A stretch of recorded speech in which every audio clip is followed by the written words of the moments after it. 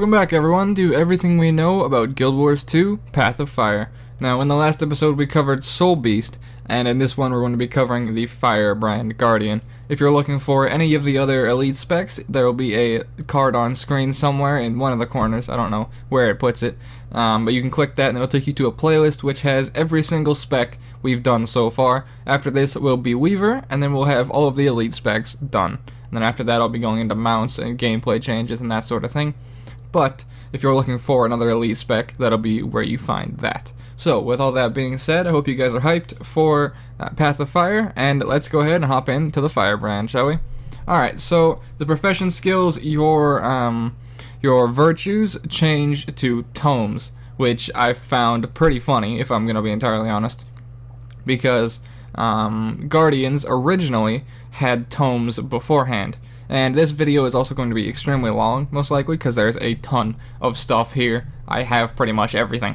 So buckle in. If it goes over 20 minutes, I'll probably split it up. So what we've got here is tomes instead of your virtues. Guardians had tomes beforehand, but they all got changed into different elites. So now we have renewed focus and that sort of thing instead, but we had tomes beforehand on Guardian. So we have a Tome of Justice, which virtue burn foes every few attacks. That hasn't changed. And your active is pull forth a magical tome on the dangers of the blazing heat in Corna. Okay. Each tome skill use consumes a page. So I guess we have 5 pages by the look of it. I'm not entirely sure on that resource. And then we have Tome of Resolve next, which is regenerate health, the virtue, and draw an enchanted tome that recounts the trials undergone by the people of Vabi. Okay, so it looks like we've got DPS, healing, and then I don't really know what courage is going to be. It's probably going to be like defensive, most likely, or CC removal or that sort of thing. So let's just go ahead and go into the tome skills. So essentially it's 3 different weapons for a little bit of time, at least that's what it looks like. So going into Tome of Justice, we have Chapter 1, Searing Spell, fueled by the tales of Istan, incite a great swilling of heat before you. Okay, so probably does fire damage. And then Igniting Burst, ignite the air around you in an expanding burst. That reminds me of the Elementalist Shout. I don't remember what it is. Feel the Burn, that's what it is. That's what that reminds me of. Heated Rebuke is going to be Chapter 3. I'm sorry, this is kind of weird all around. But call forth a heated vortex to collapse your enemies together, so that'll pull everyone together. And then you can probably use Igniting Burst to do some AoE damage. And then Chapter 4 we have Scorched Aftermath, which detail the suffering in fire and blood inflicted during Vabi's occupation. So that's fire and burning and bleed damage, I assume. And then lastly we have Epilogue, which is recall the memory of fallen heroes, granting allies the searing blades of justice. Okay, so maybe grants allies a buff. Let's see if we have more information on that. Your next strike burns with justice. Okay, so for 10 seconds, all allies around you will gain 1 hit of burning, it looks like. So this is interesting. This is really weird, but okay, so that's Tome of Justice. That's going to be a lot of fire damage, and an activatable tome you pull out that you can use to do fire damage with. Yeah, I guess I really don't know. It's kind of a weird one. And then this is going to require me kind of actually going into the game to find out how the hell this plays. But still, so look forward to an updated video on Firebrand Guardian. Tome of Resolve we have next. We only have 1 skill description for this, which is the 2nd chapter, which release magic from the pages detailing the rebuilding of Vabi. Cleanses conditions on nearby allies. Allies are healed for each condition removed. And then there are, of course, 4 chapters, and then the epilogue. Now what I don't know, right, is it says each tome skill use consumes a page. So, does each skill have a different page cost, is the thing, because obviously, if you're looking at a book, going from the start of the book to Chapter 4 is more pages than going from the start of the book to Chapter 1, right? So, will Chapter like 1 and 3 have different page costs? If so, that's interesting, and how many pages do you get? Like, for example, if you get 5, and obviously it scales up in like 1 to 5, obviously. That means you could use like your epilogue once and then that tome's done. Or you could use your chapter 4 and your chapter 1 and then that tome's done, or your 2 and 3, etc., right? Which would be kind of cool, but at the same time would be kind of weird. But then you would kind of have to know which skill you want to use before you go into your tome. Like, alright, right now I need my tome 5. It's kind of like Engineer Toolkit, but, I mean, Engineer Toolkit's a lot more, I don't really remember the word right now. You can kind of use Engineer Toolkit whenever you need it, and it's not really on a cooldown, so with that you can be like, okay, I need the shield block now, so you go into Toolkit, shield block. So with this, say your Tome of Justice 5 is shield block, you're like, okay, I need the shield block now, you go into your Tome of Justice, pop your 5, and then that's your tome done. So as opposed to being able to go back into your toolkit, your tome is just kind of done and on its cooldown, which is kind of weird. This entire spec is just a bit odd. And then I guess let's go into Tome of Courage. We only have one ability here, which is the auto attack, which, aroused by the tales of mythical sun spear charges, ground and motivate allies before you. Okay. So I guess it's gonna be, okay, so we've got burn damage, healing, and buffs, it looks like, because they do have some of the names for the other abilities, which is the epilogue is like Unbroken Lines, Stalwart Stand, Valiant Bulwark. So Tome of Courage is going to be all buffs and that sort of thing. So Unflinching Charge is stability and swiftness. So, okay, well, that is interesting all around. Now we do have access to the Guardian weapon skills for the axe. So, okay, they are really reusing things, because Mesmer and Guardian both get axe. So that's 3 weapon sets that have been duplicated throughout this expansion, which sucks. So that's 6 classes that are using the exact same weapons as expansion.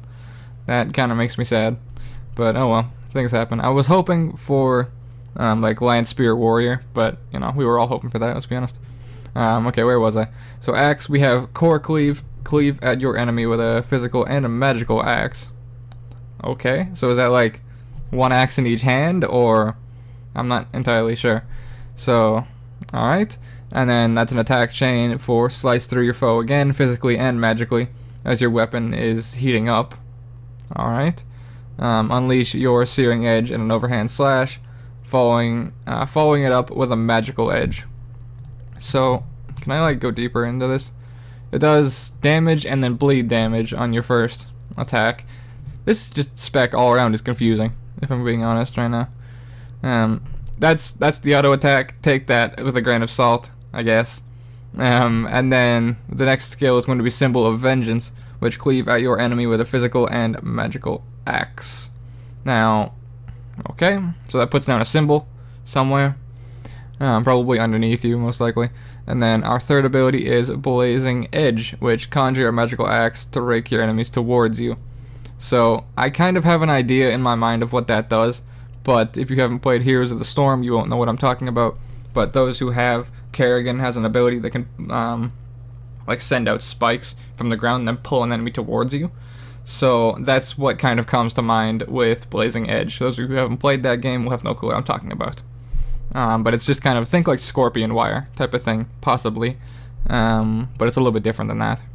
And then going to the healing skills, okay, so we get mantras with this, which I wasn't a big fan of on Mesmer, but, you know, we get mantras, so, sure.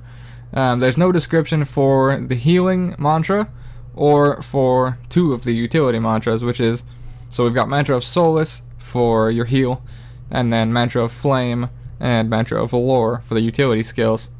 And then our last utility skill is Mantra of Truth. So prepare the Tenets of Truth to debilitate your foes. The final charge of this ability is more powerful. Okay, so that's new. And then going into the mantra abilities is recount a truth to enemies in front of you, inflicting them with conditions.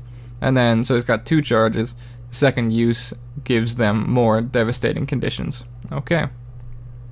Then for our elite, we have Mantra of Liberation. Echo remnants of an ancient pamphlet from Vabi that urged Elonians to freedom, grant stability and swiftness to allies while breaking stun. Okay. And then it's got 2 charges of stab and break stuns. And then the last charge is, will also weaken enemies around you. So you get 3 stun breaks with that. That's pretty good for PvP, if I'm going to be honest. 3 stun breaks is pretty damn good. Okay, so we have what looks to be the entire trait list. However, I mean, we don't really have much in the way of tome information on how any of this works, so take all of this with a grain of salt, shall we? Alright, so Minor Adept, Purity of Word. Gain knowledge of Elonian lore, igniting a fierce drive to purge corruption and manifesting your virtues as mystic tomes. Gain access to mantras.